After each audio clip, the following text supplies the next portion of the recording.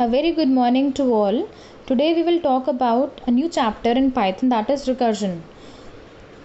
Let's see the learning objectives. Introduction, recursive functions, how recursive works, recursive in Python, some recursive function examples, and recursive versus iteration.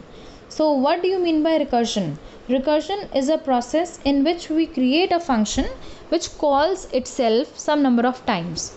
So they are known as recursive function. So let's see one by one what are these functions.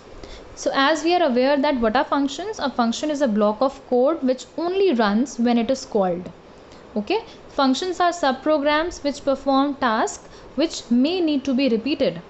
Some functions are bundled in the standard libraries which are a part of any language core package. So we have already used many built-in functions such as input, eval, etc. Functions are similar to methods but may not be connected with objects. Programmers can write their own functions, which is known as their user-defined functions. So let's see some types of functions. First is user-defined function, wherein the programmer is going to create their own functions. Second is built-in functions, which are already available in the Python library. Third is lambda functions. And fourth, that is what we are going to study in this chapter, known as the recursive functions, or we can say recursion functions. So what is a recursion? It is a technique for solving a large computational problem by repeatedly applying the same procedure to reduce it to successfully smaller problems. So we are actually dividing a big computational problem into small problems by repeatedly applying a technique, a procedure to reduce it. That is, the recursion is actually which refers to a programming technique in which a function calls itself either directly or indirectly. So inside the function body, when we are writing the function name, that means we are calling it from itself. That is known as recursion. Recursion is a common mathematical and programming concept. A recursive procedure has two parts. It has one or more base cases, and second is a recursive step. Now recursion. This has the benefit of meaning that you can loop through data to reach a result. It means that a function calls itself. Two types of recursion: direct recursion, indirect recursion. Direct recursion means when a function is calling itself, right? And indirect means through another function when you're calling that function. So we will see these two examples in the next slide. The developer should be very careful with recursion, as it can be quite easy to slip into writing a function which never terminates. So what if a function keeps on calling itself and there is no end? Okay, so this has to be taken care, or one that uses excess amount of memory or processor power. So these two things developer have to be very careful about while creating the recursive functions. Now let's talk about the direct recursion and indirect recursion. Direct recursion, in this, if a function calls itself directly from its function body. Example, we have a function with the name as recur. So we have defined this function using def keyword, and we can see in this function we are calling this function recur, right? So this function recur is calling itself some number of times. Over here we can see that some number of time means over here infinite times. Next category of recursion is indirect recursion. If a function calls another function which calls its caller function. For example, we have two functions here, recur A and recur B. The recur A function is calling recur B function, wherein the recur B function is calling the recur A function. So this is indirect recursion, that a function is being called from some other function, right? So this is what is known as indirect recursion. So how the recursive function works? The recursive function is called by some external code, right?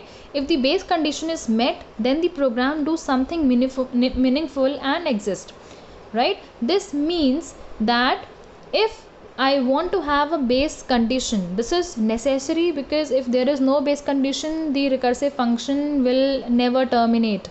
Okay, so to terminate a particular recursive function, we should have a base case where it can end. Okay, let's take an example of factorial of a number. Here we have 4 factorial. We can see in the last point it's written 4 factorial, that is 4 into 3 into 2 into 1. We all know that the factorial of 1 and 0 is 1. So that is a base case. That means there will be an end when we reach the value 1. Okay, let's see this in the mathematical form. N factorial equals to n into n minus 1 factorial, which in turn equals to n into n minus 1 into n minus 2 factorial, and so on till we get the value 1 or 0, right? So when we are multiplying, we are reaching till 1. All right, so this will be the example of factorial using the recursive function. So here is written that however, when written correctly, recursion can be very efficient and mathematically elegant approach to programming. Sensible recursive code is the one that fulfills the following requirements. It must have a base case. To end a recursive function, we should have a base case. The base case must be reachable for some arguments or parameter. It also have recursive case whereby function calls itself. Alright, so the example is given for factorial recursive. So it is having the parameter n. So if n equals to 1, it is going to return 1. Otherwise, what we are returning is, we are returning using the return keyword, return n into, we are calling this function again factorial underscore recursive in the bracket n minus 1. So if n is actually 4, that means we are coming to the else part, 4 into, then again we are calling this function with the value 3. Okay, which in turn writes 3 into this function name in the bracket 2, and so on. Okay, so here they have given the example with the value 6. So over here this function keeps on calling itself some number of time till the base condition is met.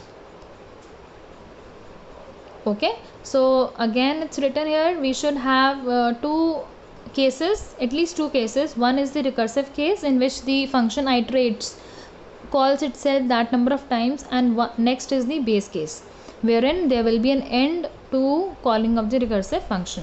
Okay, so the base case in a recursive program must be reachable, that causes the recursion to end. The recursive case is the more general case of the problem we are trying to solve using recursive call to same function. Alright, here is the next example, power of a number.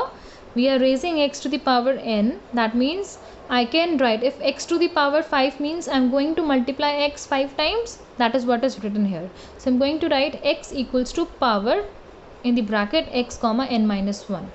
Okay, so we are going to do this continuously till we get a base case, either when value of n equals to 1 or when n equals to 0. So other cases when n is less than 0, we will ignore for the simplicity, right? We will not go for the negative powers. Now we have a recursive function. This is for the Fibonacci numbers. The Fibonacci numbers are easy to write as a Python function. Okay, so here you can see this graph is given for the Fibonacci numbers. We have the function with the name as f in this given figure. In the bracket it is written 5, right? So let's see the code first. We have the Fibonacci function. We have passed the value as the variable as n. If n is double equal to 0, the answer will be 0. We are going to return 0. If n double equal to 1, we are returning 1.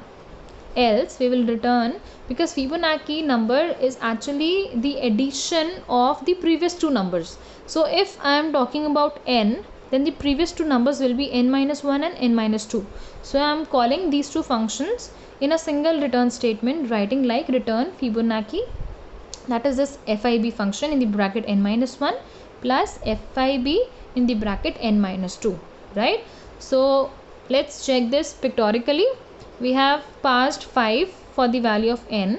So what happens? It itself calls the function on the same level as with the value 4 and 3. So f4 and f3. In short, they have written the function name as f. Okay. So 4 in turn calls for f3 and f2. f3 in turn calls for f2 and f1. And f2 in turns call for f1 and f0, and so on. This happens with everything till we reach the base cases, either with the number 1 or 0. Okay, so whenever the value reaches to 0, we will return a 0. For 1, we will return a 1.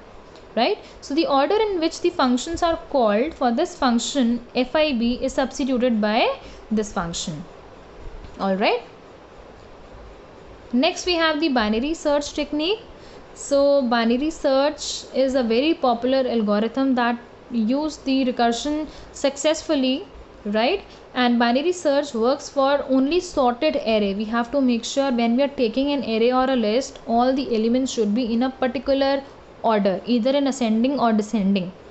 Okay, whereas linear search works for both sorted as well as unsorted array.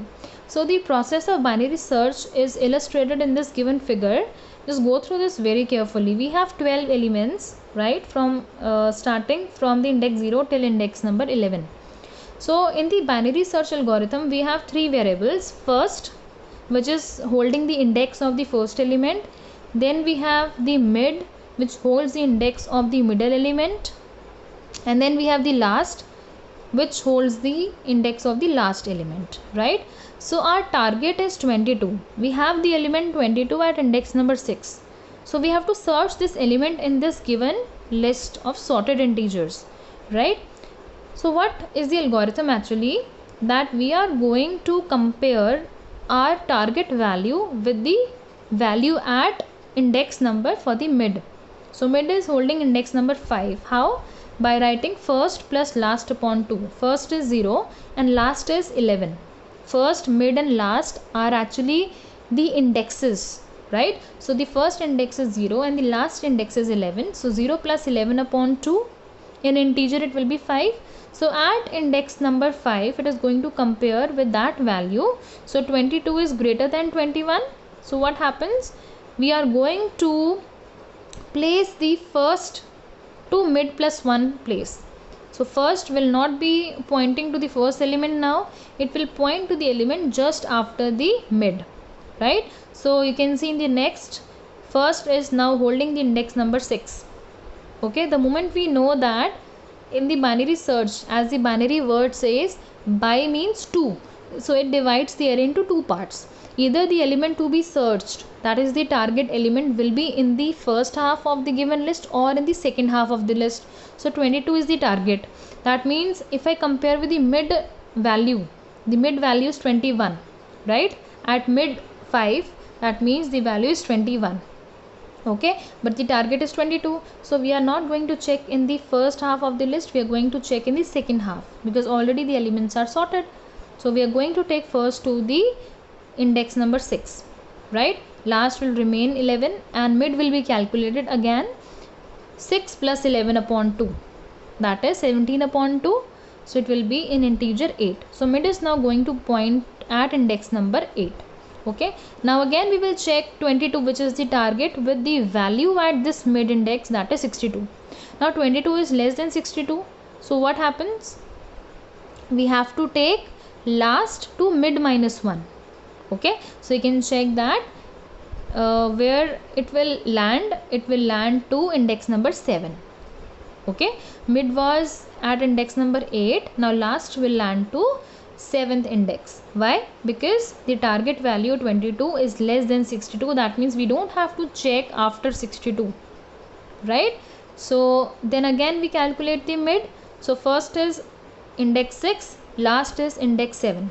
So 6 plus 7, which is 13. 13 upon 2, in integer it will be 6. So now mid will also be in 6. Again we will check the value 22, which is the target value, with the value at index 6, which is 22. So hence we get our target value. That means we have reached, for the termination we have got the mid value as 6. So here the function terminates. Next is the binary search algorithm given. This is generalized case. Whatever I have explained in this given figure is illustrated like this, that we keep on matching. We keep on matching for the value.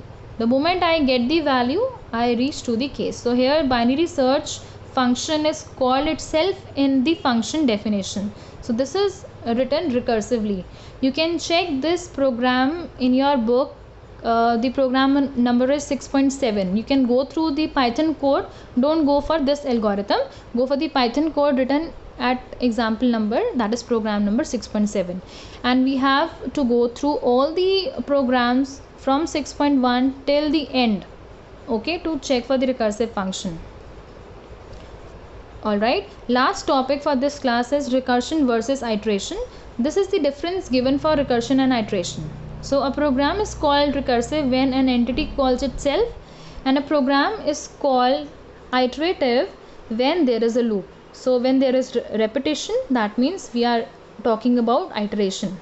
Okay, so let's see the difference. Recursion function calls itself, whereas in iteration a set of instructions repeatedly executes.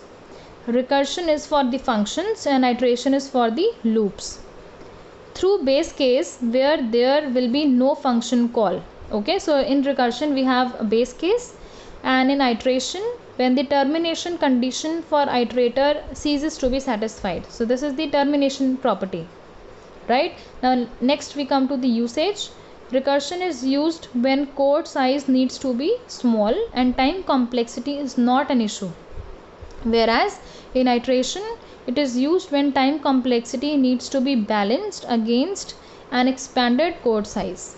Alright, talking about the code size, in recursion smaller code size should be there, whereas in iteration the large code size can also work.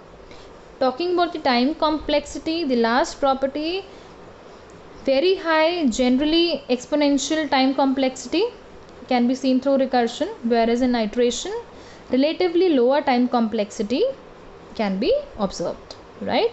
So that's all for today's class. So we have learned all these topics.